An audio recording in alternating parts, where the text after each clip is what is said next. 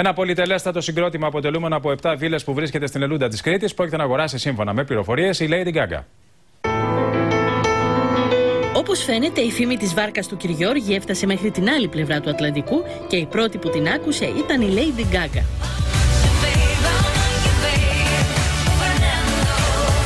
Η κεντρική τραγουδίστρια που το περσινό καλοκαίρι είχε επισκεφτεί τη Μύκονο, τη Σαντορίνη και την Κρήτη, επισκέφθηκε πρόσφατα και την Ελούντα. Όπως βλέπετε στα αποκλειστικά πλάνα του Σταρ, ο Νίκος Τσιλιμπουνιδάκης εντόπισε την τραγουδίστρια στην Κρήτη στη διάρκεια των καλοκαιρινών διακοπών της. Αφού περιηγήθηκε στην πλάκα, επισκέφθηκε και τη Σπιναλόγκα, την οποία είχε δει μόνο σε φωτογραφίες.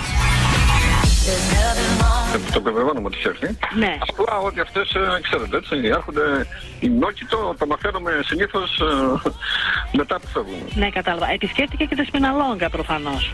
Ναι. Είναι διεθνούς φήμης, είναι παγκόσμια προσωπικότητα. Αφού άμα της άρεσε τόσο πολύ ο τόπος μας, και είναι έτσι, δεν είναι ωραίος ο τόπος μας, σίγουρα είναι μια διαφήμιση για τον τόπο μας. Σύμφωνα με δημοσίευμα της εφημερίδας Εσπρέσο, η τραγουδίστρια αποφάσισε να αγοράσει ένα πολυτελές συγκρότημα αποτελούμενο από 7 βίλες, το οποίο βρίσκεται στην πλάκα απέναντι ακριβώς από τη Σπιναλόγκα, έναντι του ποσού των 3,5 εκατομμυρίων ευρώ. Είναι πάρα πολύ όμορφο, πάρα πολύ ωραίο. Έτσι, και πάρα πολύ ωραία κατασκευή. Είναι στην παραλία εκεί στην πλάκα, απέναντι ακριβώς από τη Σπιναλόγκα. Σπιναλόγκα από την πλάκα, για να καταλάβετε, τώρα είναι 700, πάμε κολυμπώντας, είναι 700 μέτρα. Ναι. Είναι πολύ κοντινή η απόσταση. Μακάρι να γίνει. Τα ευχόμαστε.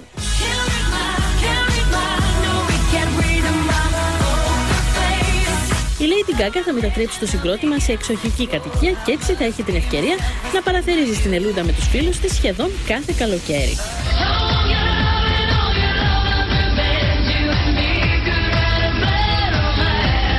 Σύμφωνα με αποκλειστικές μας πληροφορίες, ο λόγος που αποφάσισε η τραγουδίστρια να αγοράσει το συγκεκριμένο ακίνητο ήταν γιατί έχει θέα τη Σπιναλόγκα, η ιστορία της οποίας φαίνεται πως κέντρισε για τα καλά το ενδιαφέρον της Lady Gaga.